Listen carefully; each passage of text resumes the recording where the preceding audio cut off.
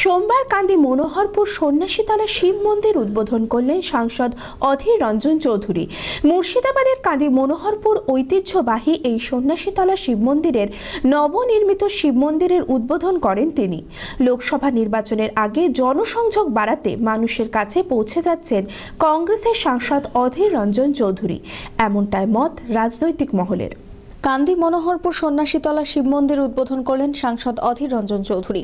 সোমবার মুর্শিদাবাদের কান্দি মনোহরপুর ঐতিহ্যবাহী এই সন্ন্যাসীতলা মন্দিরের নবনির্মিত শিব মন্দিরের উদ্বোধন করেন তিনি।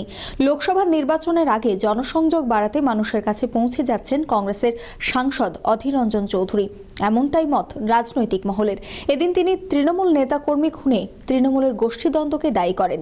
পাশাপাশি বহরমপুর লোকসভা কেন্দ্রে রাজ্যের মুখ্যমন্ত্রী মমতা বন্দ্যোপাধ্যায়কে তার বিরুদ্ধে নির্বাচনে লড়ার চ্যালেঞ্জ ছুড়ে দিলেন তিনি। সারা পশ্চিমবঙ্গ জুড়ে আপনারা খেয়াল করে দেখুন যে তৃণমূলের কর্মী শুধু নয়, তৃণমূলের বিধায়কও খুন হচ্ছে। তা আমাদের গায়ে এগুলো দোষ দিয়ে লাভ কি? কংগ্রেসের সে ক্ষমতা নেই। কংগ্রেস যদি সে ক্ষমতা থাকতো তাহলে তো কংগ্রেস বোমাগুলির সঙ্গে লড়ে বোমাগুলি ব্যবহার করে আমরা তো পঞ্চায়েত ভোট করতে পারতাম। ওদের হাতে পুলিশ, ওদের হাতে বোমা, ওদের হাতে পিস্তল। তাই খুন হলে ওদেরকে নিজেদের হাতে খুন হতে হবে, বাকি খুন করার কেউ নেই ওদেরকে। যদি কেউ থাকতো তাহলে কথা উঠতো, তদন্ত হোক। কালকেই দেখবেন তৃণমূলের কোন নেতা বেরিয়ে গেছে। সারা পশ্চিমবঙ্গ যেটা হচ্ছে, এটা এখানে বলে না, যদু বংশ এইভাবে ধ্বংস হবে চিন্তার কোনো কারণ নেই। ওরা নিজেরা খুন করে মরবে। পশ্চিমবঙ্গের মুখ্যমন্ত্রী মমতা ব্যানার্জিকে এই খোলা আকাশের নিচে দাঁড়িয়ে আমি চ্যালেঞ্জ করলাম, আপনি প্রধানমন্ত্রী হতে চাইছেন, প্রধানমন্ত্রী হতে গেলে আপনাকে এমপি হতে হবে।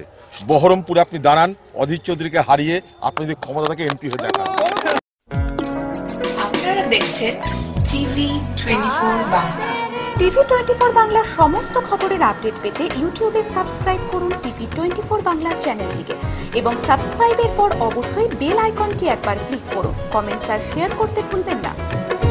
TV24 বাংলা।